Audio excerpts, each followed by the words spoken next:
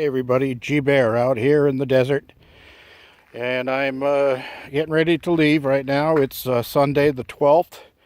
We had our time change last night. Anyway, I want to show you what I got going here. I started when I got up here on Thursday. First thing I did was put these trees in. This is a full dwarf apple tree, and this is the Fuji apple. And you can see that this thing is already setting fruit on it, and I've got some fresh flowers on here since I planted it here. It kind of likes it, so it's taking off. I've got them on that branch too. There's fruit setting there. And come over this way, and this is a branch I took off of a friend's tree, and I got it sprouted, and it actually got a little bud on it right now, and it's going. And I brought that up and stuck that in here. You'll notice that there's no wire around these. Well, I've noticed that nothing has been bothering any of my trees, nothing trying to dig into them or anything like that. So I'm going to experiment this week and try these without any wire. Here's a multiple pear tree. This one has 1, 2, 3, 4, 5 different pears on it. And this one's in bloom already, so I just put this one in, and it's liking it. There's no wilt to the leaves. Of course, I do use vitamin B12 when I do my transplants. And my other trees here are all starting to show really good signs of going to start budding out now that the weather has changed. And I'll show you something else about that in a minute. Here, I put a fig tree in, and I just put this one in on Thursday morning. And as you can see, it looks happy. It's not wilting at all. Now look at my peach tree. This is the peach tree that I planted before, and it's time for those to bloom, and this one is definitely doing it now. 2 days ago, all of those flowers you see were just little pink buds, kind of like, let me get around here, kind of like these right here. And now they're all opened and full blossom, and I got greenery coming out on all the branches. So that one's loving it here. Over here, my plum trees aren't it's still a little early for the plums, but these things will start budding up pretty soon. There's another one that I put in last week. This is this is the cherry tree. This one's been here for a while, but this one is showing signs of budding all over it here. You can see little buds coming out, and right here you see the nice green ones. See that, and right up on the top. So this one is definitely really liking it here. Now, as you can see, my little gopher chaser machine here is running. We're getting a wind here about, I'd say it's about 7 or 8 miles per hour. It gusted a little bit higher a couple of times, but that's about all. And this tree, I want to show you this one. I'll get a close up here, and you can see little buds coming out all over it. And this one is my elephant heart plum. So this one's setting root and starting to show signs of green on it right here. You see the nice little green bud coming out.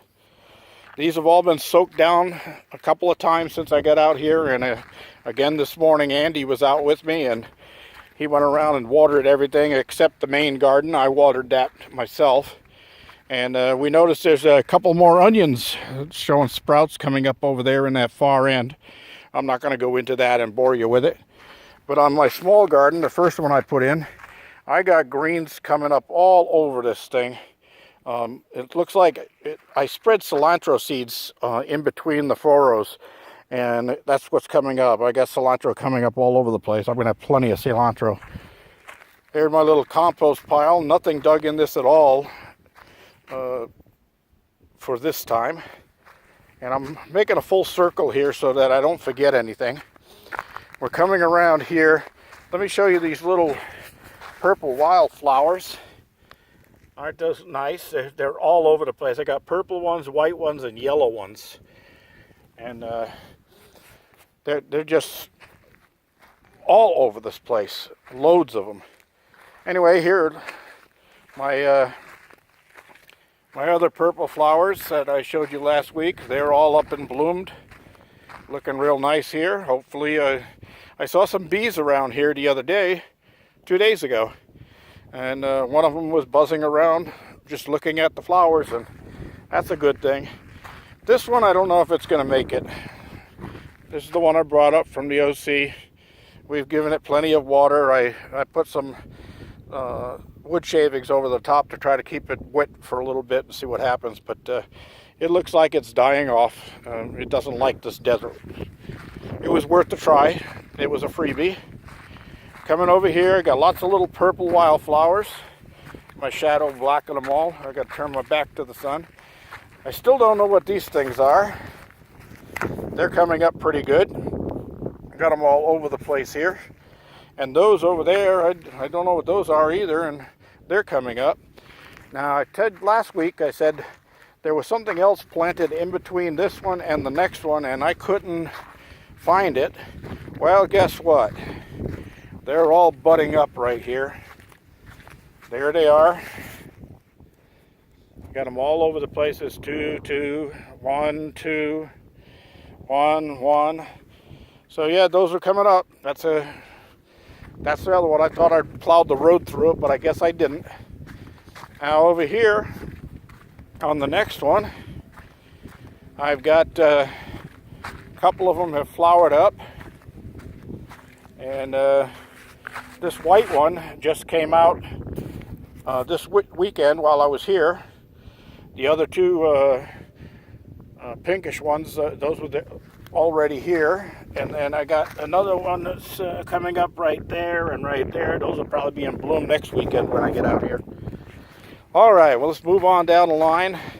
I regraded all this road, took all the ruts out of it, tried to take some of the roller coaster humps out. I got more to do on that. But I did work the ATV pretty hard this weekend. And we're coming around here to the original first flowers. As you can see, they're at the end of their blooming. So we'll see what happens with those, if they're going to die off or what. And we come around here, and here's my tulips. And these tulips are coming up like crazy. They're all over the place. Look at those nice colors on these things. They go all the way back there. They're just starting to sprout up out of the back. So I put quite a few of them here, and we'll see what those look like when they all get up and bloom. Might have a couple of those open next time I come out.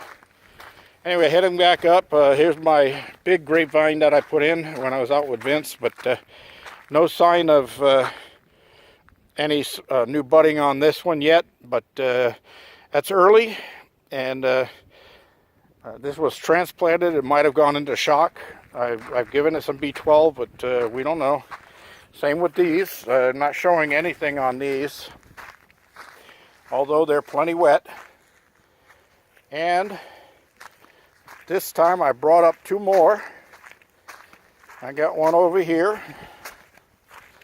and this one is already starting to sprout, so we'll see how that does. I got these wet down really well to see if they are going to take. There's another Concord grape right there. So I've got those done. Now over this way, hey, look at that. We got some framing done on the first shed. Yeah, I know it's not perfectly plumb or square right now, but I just got some supports holding it so the wind won't blow it down. And once I bring the plywood up, I'll get that all squared and plumbed up. It's sturdy, so the wind shouldn't bother it. I also put in the extra slab that I needed for my second set of solar panels. The first rack is there, and the second one will go here. So I'm going to have 12 panels there, and then the center, of course, like I told you before, will be my wind turbine. I may add another wind turbine since we get so much wind out here. Anyway, this is the shed I started back last October, and you can see here I marked this one 311. We put that one in yesterday. I didn't have any concrete tools with me. I had to use makeshift tools. And this one is 10/1/16. So well, this was way back in October when I did all this stuff, and I got the flooring in and the foundation. And now I've got the tarp off of it. I don't need that anymore. These bags I had stored underneath the tarp, and they're half solid and half good concrete, so I'm saving them. Those are 2 new ones I just brought in. We put some of the other bags that had half good in them inside this already. You can see a chunk there that was no good, but the rest of the bag was good. So anyway, that's done. We also pulled out some of the bushes that I don't need. I wanted to get out of here. And we just used the ATV and put a tow strap around the bottom of it and just yanked them right out of the ground by the roots. And that's them right there. And those will dry out and become firewood in the fire pit for those nighttime summer excursions out here. I did do all the grading on the road, as you can see down there. And there's no tire tracks coming in there, just the ones that came from my van when I was parked there using the power tools. So I'll know if anybody comes in next time, but I haven't seen any tire tracks here, nobody bothering anything. It's starting to look like there's people living here on a regular basis, so I don't think anybody's coming around bothering the place. I did grade all of this here too, again. I got the rest of the tire ruts out. And then we pulled a bunch of bush out from that area back there. That's what's stacked over behind that bush. That one's going to come out too. And this whole area right here, it's like a little island in between the roads. That's going to be an orchard with just all fruit trees in it. And we'll see how that does. I'm not going to buy any more fruit trees. What I'm going to do is, as my other fruit trees start growing and get a little larger, I'll clone branches off of those. I'll do some air layering on them and some cloning and graftings and all that kind of stuff, and I'll get these things all spread out through this whole island right here. It's just going to be nothing but an orchard. And then when I get a lot of shade in there, I'll put a picnic table, and be a nice place to sit down in the summertime and have lunch and drink a couple of cold ones. Anyway, one more thing before I lock this down and head home. I just finished taking a nice shower in the outdoor shower. It's about 82 degrees out here right now. Anyway, while I was grading this road yesterday, this spot right here showed up real moist, and I didn't scrape hardly anything off of here, but it just became real moist. And we got up this morning and it was still moist, so I took my auger and I drilled down, and it was strange.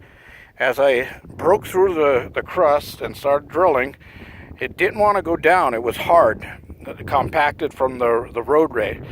And then all of a sudden it broke through that crust, and that thing just sunk like it was hollow. Just woof, straight on down, 4 feet deep.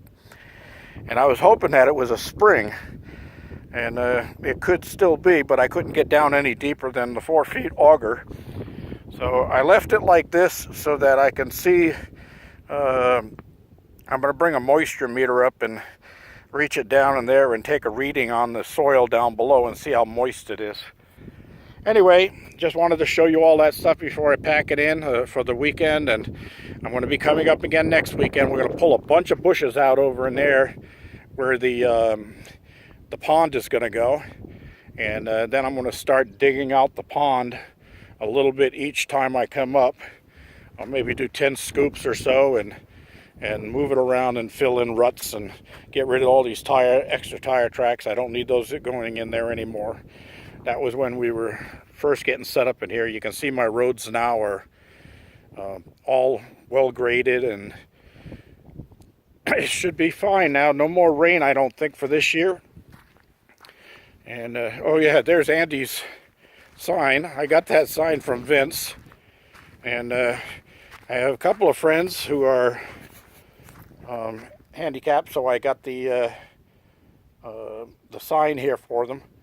And it says minimum fine is $250. And for my friends, the maximum fine of somebody parking in their parking space could be death. Just kidding. All right, anyway, that's it. I'm heading off now. Get out of here. And I'll talk to you later. G-Bear signing off.